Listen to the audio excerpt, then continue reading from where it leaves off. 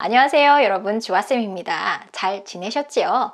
자, 오늘 뭐에 대해서 배울 거냐면요. 제가 영어 소리를 빠르게 말하는 원리라는 동영상을 올린 적이 있잖아요. 그쵸?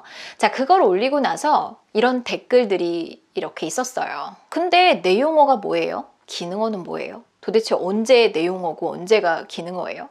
제가 이제 대충 설명을 해드린 적은 있었어요. 아주 간략하게. 그런데 오늘은 정말 깊숙하게 들어가 볼까 합니다. 여러분 굉장히 마음에 드실 거예요. 자, 이제는 이게 기능어야, 이게 내 용어야 라는 어떤 확실한 가이드라인이 생기실 겁니다. 준비되셨죠?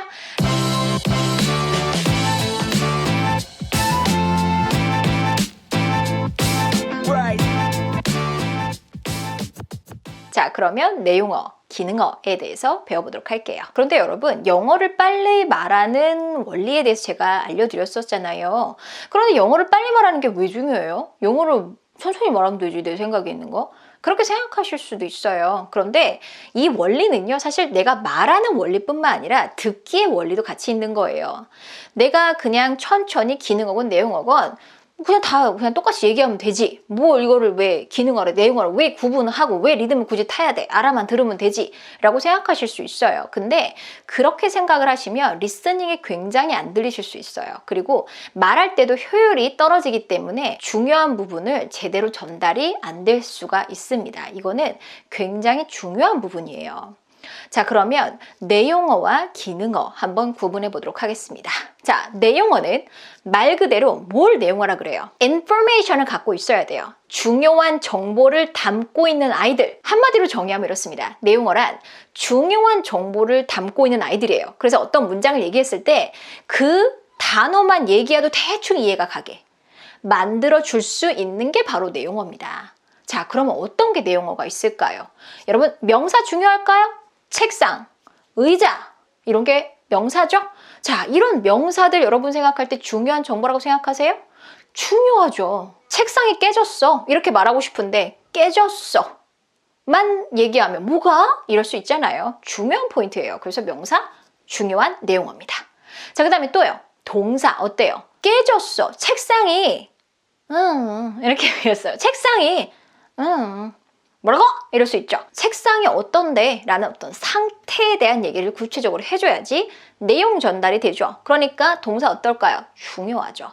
자, 동사 중에서도 여러분 비동사 am, are, is는 내용어가 아닙니다. 오케이? 그래서 구분해 주세요. 의미를 갖고 있는 동사들 있잖아요. 의미를 갖고 있는 동사들이 바로 내용어입니다. 오케이? 정리됐어요? 자, 그 다음에 형용사 어떤가요? 저기에 여자애가 있어. 저기에 여자애가 있어. 어떤 여자애? 어떤 여자애길래 저렇게 좋아하는 거야? 그쵸? 예쁜 여자애가 있어. 저 사람이 한 말에 동조해 주려면 이 형용사 필요할까요? 안 필요할까요? 필요하죠. 그쵸? 그래서 형용사도 중요한 정보입니다. 여기까지 되시죠? 자, 그 다음에 부사는요. 어머, 쟤 지금 달리네? 쟤 지금 달려. 뭐 어떻게 달리는데? 느리게 달려? 아니면 빠르게 달려? 왜 놀래는 거야? 정보가 필요해요. 그렇죠? 그래서 부사도 중요한 정보입니다. 자, 그 다음에 또 여러분이 빠뜨리기 쉬운 내용어 중에 하나, 부정어입니다. 여러분, 부정어는 사실 내용어들 중에 최고봉이라고 제가 보통 얘기하거든요. 왜냐하면 그 어떤 말이 나와도 not이 들어가는 순간 확 하고 반전이 일어나기 때문에 너무 중요한 내용어예요. 그래서 not이라든지 아니면 never 이런 부정어는요, 아주 강력한 내용어라고 생각하시면 될 것 같아요. 자, 여기까지가 기본 내용어입니다. 오케이. 자, 여기에 있어서 별로 어떤 그럴 것 같아? 라고 생각하셨던 부분일 수도 있고요. 그렇구나 라고 생각하실 수도 있을 것 같아요. 자, 근데 이제 여러분이 헷갈릴 수 있는 것들 한번 들어가 보도록 하겠습니다. Well, yeah 이런 거 내용어일까요? 네, 내용어입니다. 자, 이런 걸 뭐라 그래요? 감탄사라고 합니다. 그렇죠? 감탄사 역시 내용어입니다. 1, 2, 3, 4, 5 자, 이런 걸 뭐라 그러죠? 숫자라고 하죠. First, second, third 이런 것들 서수, 우리가 보통 서수, 기수라고 하는 것들이잖아요. 그렇죠? 자, 이런 숫자와 관련된 건 내용어일까요? 기능어일까요? 내용어입니다. 정했어요. 자, 이런 것들이 조금 헷갈릴 수 있는 거예요. 자, 그래서 이런 숫자를 표현할 수 있는 단어들도 역시 다 내용어 처리해 주셔야 돼요. Yes, no, Yes. You wanna go now? Yes. No. 내용어예요? 기능어예요? 내용어입니다. 그래서 이런 대답을 하는 yes, no 다 내용어입니다. 자, 또 내용어 뭐가 있죠? 의문문으로 물어보는 의문사 있잖아요. How do you do? How? What are you doing? What? Why? Where? When? 자, 이런 육하 원칙의 의문사들 역시 내용어입니다. 여기까지 다 내용어라고 보시면 돼요. 아주 메인이 되는 내용어뿐만 아니라 이런 것들도 내용어가 되는구나 라고 확실하게 정리를 좀 해두세요. 자, 이번엔 기능어에 대해서 한번 알아보도록 하겠습니다. 자, 조동사 기능어입니다. 어떤 하나의 의미를 갖지 못하죠. should. I should go. 자, 여기서 should 빠진다고 해도 go. 갈 거야? 가?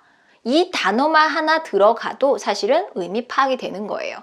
근데 should가 들어감으로써 조금 더 어떤 의지를 나타낼 수가 있는 거죠. should 하나만으로는 정보 전달이 안 되잖아요. 그래서 이런 것들 도와주는 동사잖아요. 조동사는 기능어입니다. 꼭 기억해 두세요. 자, 그 다음에 전치사요. 전치사 어때요? 여러분 in, on, after 이런 것들이요. 기능어인가요? 내용어인가요? 이거 하나로 정보 전달이 되나요? 안 되죠. 그렇죠? 그래서 얘도 기능어입니다. 자, 대충 이해가 가시죠? 이런 기능어라는 건 말 그대로 어떤 기능을 위해서 만든 거예요. 어떤 기능? grammar를 위해서 만든 거예요. 문법적으로 맞게 만들려고 필요한 게 바로 기능어예요. 오케이? 그런데 얘는 하나의 중요한 정보의 역할은 아니라는 겁니다. 그래서 제가 예전에도 우스갯소리로 말씀을 드렸는데요. 외국에 나가서 어떤 문장을 얘기했는데 못 알아들었어. 내가 full sentence로 완벽하게 말하는데 못 알아들었어. 이럴 때는 여러분이 전달하고자 하는 단어 내용어만 얘기해 보시면 오히려 더 잘 알아듣습니다. 오케이? 자, 그게 바로 내용어의 역할이에요. 괜히 기능어랑 내용어를 대등하게 소리를 내시다 보니까 그들이 기능어에 묻혀서 내용어가 안 들릴 수 있다는 얘기예요. 그래서 기능어와 내용어를 구분하는 거는 굉장히 중요한 작업이에요. 자, 그 다음에 접속사 가볼까요? 접속사 어떤가요, 여러분? and, so, or 자, 이런 것들 접속사. 그쵸? 역시 기능어입니다. 접속사는 기능어예요. 자, 그 다음에 대명사. 여러분 대명사 어떤 것 같으세요? 대명사 중요할까요? 안 중요할까요? 대명사 she, he 빠져도 돼요. 대명사라는 건 말 그대로 뭐예요? 앞에 뭔가를 이미 언급을 했고 그렇기 때문에 서로 무슨 얘기가 오고 가는지 아는 상태에서 야, 걔가 라고 말하는 거잖아요. 야, 걔가 도둑질했다? 예를 들어서 이렇게 얘기했어요. 그러면 도둑질했다 라는 거는 행동을 나타내는 동사지요.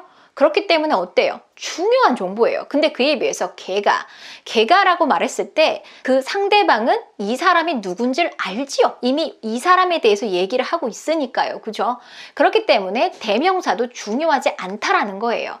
she, he, we, I 이런 것들 다 대명사지요. 그것뿐만 아니라 one도 역시 대명사로 쓰일 때가 있어요. 얘도 역시 기능어다라는 거 기억하셔야 됩니다. 자, 그래서 근데 이거 너무 지금 문법적인 거 너무 많아요. 어려워요. 그러실 필요 없어요. 근데 문법을 외우시라는 게 아니에요. 기능어는가 대명사랑 이렇게 외우라는 게 아니에요. 문법적인 용어를 제가 말씀을 드릴 수밖에 없는 건 정보 전달을 조금 더 조리 있게 하기 위해서 문법적인 설명을 드리는 거예요. 그럼 이게 문법적으로 뭔지 아닌지 여러분이 그거에 대해서 여러분이 판단하실 일은 없어요. 그냥 사전에 찾으면요. 사전에 가시면 he, 대명사 이렇게 써 있어요. 아, 그럼 이게 대명사구나. 그럼 기능어네. 그냥 이렇게 아시면 돼요. 그러니까 he가 대명사인지 명사인지 저 잘 모르는데요. 저는 그 문법은 정말 몰라서요. 그러니까 여러분이 이거에 대해서 아실 필요 없어요. 그냥 사전 가서 he 치세요. 대명사, 대명사구나. 이러시면 된다라는 거예요. 오케이? 자, 그 다음에 나오는 게 이제 determiners라고 하는 건데 이건 좀 모르시는 분들이 많아요. 한국어로 한정사라고 하는 건데요. 이 용어가 중요한 건 아니에요. 여러분이 어쨌든 필기를 하시고 이래야 되니까 용어적으로 설명을 드리는 겁니다. 그냥 보는 순간 뭔 줄 아시면 돼요. 모르겠다. 사전 찾아보시면 되고요. 자, 한정사는 말 그대로 뭔가를 한정시키는 역할을 해요. 그래서 한정사의 대표적인 게 바로 관사라고 하는 거죠. 관사라는 게 뭐예요? 더 이런 것들을 관사라고 하는 거죠. 이런 것들 역시 기능어예요. 중요한 것 같으세요? 여러분 생각할 때? 안 중요해요. 정보 전달에 있어서는 중요하지 않다는 거예요. 그게 the apple이건 아니면 an apple이건 간에 apple이 중요한 거지 그게 중요한 건 아니라는 거예요. 그래서 얘네는 내용어가 아닙니다. 오케이? 여기까지 정리되셨죠? 자, 그 다음에 또 모르시는 분들이 많은 것 중에 하나가 바로 한정사 중에 수량 형용사라는 애가 있어요. 자, 이 수량 형용사라는 건 말 그대로 어느 정도인지를 알려주는 거예요. 많은 거야? 아니면 조금 있는 거야? 이런 것들을 이제 알려주는 거거든요. 그러니까 한정시키는 거예요. 어느 정도인지를. 그래서 이제 한정사 중에 이런 게 있는 거거든요. 자, 그러면 어떤 게 있을까요? 수량 형용사 하면은 some, any, no. 자, 이런 것들 다 수량 형용사라고 보시면 돼요. 얘가 바로 한정사예요. 자, 그래서 이런 것들은 기능을 하는 거예요. 여기까지 이해가시죠? 그래서 기능어와 내용어를 정말 세밀하게 한번 나눠봤어요. 그래서 약간 좀 궁금한 게 이제 없으실 수도 있어요. 그런데 여기서 끝나면 뭔가 아쉽죠? 그렇죠? 그래서 문장으로 한번 가보도록 할까요? 헷갈리는 애들 위주로요. I have seen her. I have money. 자, 이 문장이 있어요. 그럼 여기서 여러분 이제 기능어, 내용어 한번 판단해 보세요. 자, 기능어는 그냥 쭉 하고 머릿속으로 그어버리세요. I have seen her. 자, 이 문장에서 I는요, 기능어. have는요, 이때 have는 가지다라는 뜻을 갖고 있을까요? 아닙니다. 여기서엔 조동사의 의미를 갖고 있죠. 그렇죠? 그래서 가지다라는 의미를 갖고 있지 않아요. 그래서 얘도 기능어예요. I have seen. seen은요, 내용어죠. 봤다니까요. 그렇죠? 그래서 역시 내용어예요.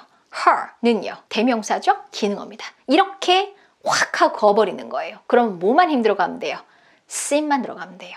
오케이? I have seen her. I've seen her. I've seen her. I've seen her. 상대 귀에 seen 이것만 제대로 들려주면 된다라는 거죠. 그렇죠? 자, 그에 비해서 I have money. 자, 이런 문장은 이때 I는요, 기능어죠. 대명사. have는요, 이때는 가지다라는 뜻을 갖고 있는 동사죠? 자, 그러면 이때는 뭐예요? 맞아요. 이때는 내용어예요. money는요, 돈이죠. 그렇죠? 뭘 갖고 있는데? 중요한 정보죠? 내용어입니다. 자, 이런 식으로 판단을 하시는 거예요. 그럼 어디다가 힘줄까를 생각을 하시는 거죠. 여기다가 힘주고 여기다 힘줘야겠다. 상대 귀에 중요한 정보를 꽂아줘야겠다라고 생각하고 소리를 내시라는 거예요. 그렇게 해서 같은 단어인데도 역할이 달라요. 이 역할, 저 모르면 어떡하죠? 이게 어떤 역할을 하고 이게 뭔지 모르겠다 싶을 때는 사전을 꼭 찾아보시면 아실 거예요. 이렇게 어느 정도 훈련을 하시다 보면요, 어떤 긴 문장을 딱 보면 이제 뭐는 죽이고 뭐는 살리고 이게 이제 되실 거예요. 자, 그러면 이게 항상 공식이 매번 그런가요? 이게 조금 벗어날 수도 있나요? 벗어나죠. 이게 뭐 수학인가요? 이게 뭐 반드시 지켜야 되는 뭐 그런 건가요? 아니에요. 기본적인 규칙은 이렇게 정해져 있어요. 하지만 사람의 말인지라 나는 you에 힘주고 싶은데, 오케이? 예를 들어서 you did it 이라는 문장이 있어요.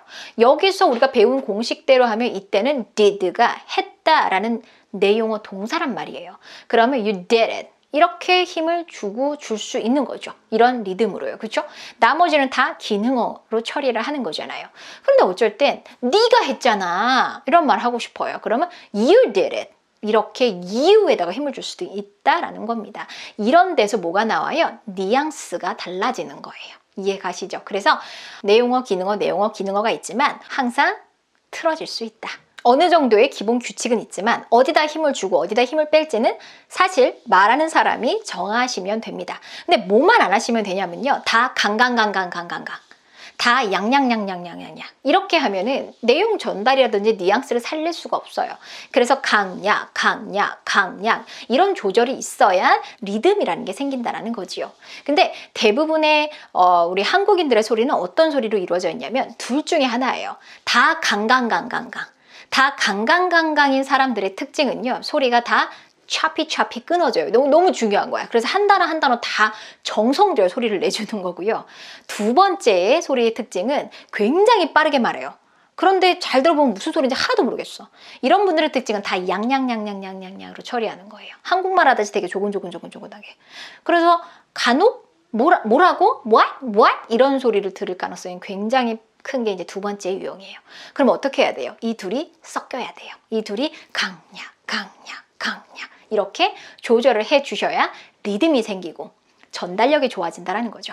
자, 그래서 이번 영상에서는 여러분이 궁금해 하실지도 모르는, 그런데 어느 정도는 좀 알고 있었는데 굉장히 더 구체적으로 알고 싶었어 일 수도 있는 그 내용어, 기능어에 대해서 완벽하게 한번 정리를 해봤습니다. 이 영상이 도움이 되셨다면 좋아요, 구독, 알림 버튼 눌러주세요. 자, 그러면 다음에 더 좋은 영상으로 뵙도록 하겠습니다.